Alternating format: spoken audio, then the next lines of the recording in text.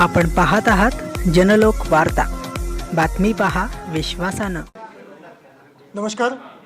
7 मे पासून पुरंदर विमानतळ हा प्रकल्पकरिता भूसंपादनची प्रक्रिया चालू होणार आहेत। याच्याबद्दलची प्रक्रिया जी आहे ते बऱ्यापैकी संपलेली आहे। आता शेवटचा जे टप्पा आहे लोकांच्या सोबत करारनामे करणे, शेतकऱ्यासोबत आणि पैशाचं वाटप करणे, हा प्रक्रिया 7 मे पासून चालू करणार आहोत। संमतीचे निवाडे 10 जूनपर्यंत राहतील। याच्यामध्ये एकरी जे रेट शासनाने फायनल केलेलं आहे ते 1,61,00,000 आहे। याच्यामध्ये याच्यासोबत इंटरेस्ट आहे 1,61,00,000 आहे आणि याच्याशिवाय जे निगडीत घटक आहे त्याच्यामध्ये झाडे, विहीर यासाठी वेगळे पैसे शेतकऱ्यांना दिले जातील। तर सरासरी एकरी मागे प्रत्येक शेतकऱ्याला जवळपास 2 कोटी रुपये भेटणार आहेत। याच्याशिवाय 10% जमीन, एकूण जेवढी आपण शेतकऱ्याची जमीन घेतोय त्याची 10% जमीन विकसित भूखंड परत शेतकऱ्यांना दिला जातील एरोसिटीमध्ये। आणि याच्याशिवाय ज्या शेतकऱ्याचा घर जातो आहे त्यांना 2.5 गुंठे जमीन अतिरिक्त घर बांधायला दिली जातील। जे शेतकरी त्या ठिकाणी भूमिहीन होते हैं त्यांना 750 दिवसाचा पैसे वेगळे दिले जातील। आणि याच्याशिवाय प्रत्येक कुटुंबामधून एअरपोर्टमध्ये प्राथम्याने एक शेतकरीला, एक माणसाला नोकरीही दिली जातील, तशी MIDC याच्यामध्ये तरतूद आहे। आणि या पद्धतीने हा प्रक्रिया आपण सध्या चालू करत आहोत।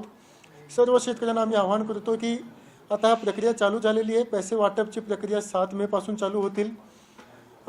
याच्यामध्ये जिल्हाधिकारी कार्यालयामध्ये आणि प्रांत कार्यालयामध्ये हा दोन्हीपैकी आपण आपला करारनामा आमच्याकडे सबमिट करू शकतात। RTGS द्वारे डायरेक्ट बेनिफिट ट्रान्सफर सारखे पैसे शेतकऱ्याच्या खात्यामध्ये सोडले जातील। 3,000 एकर एवढी जमीन आम्ही भूसंपादन करणार आहोत।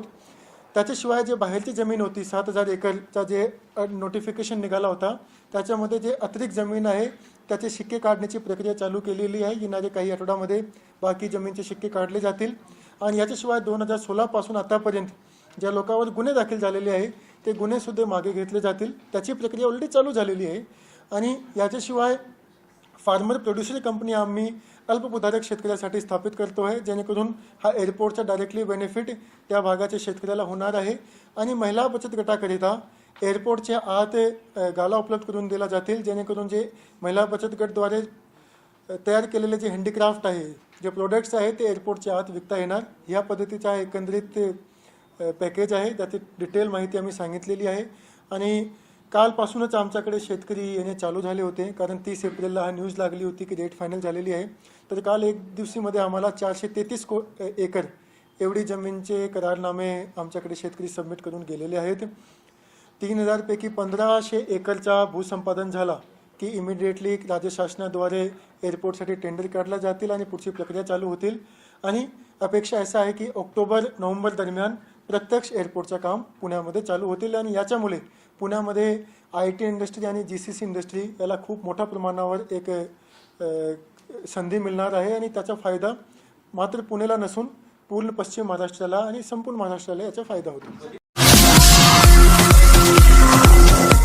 आपण पाहत आहात जनलोक वार्ता, बातमी पहा विश्वासानं।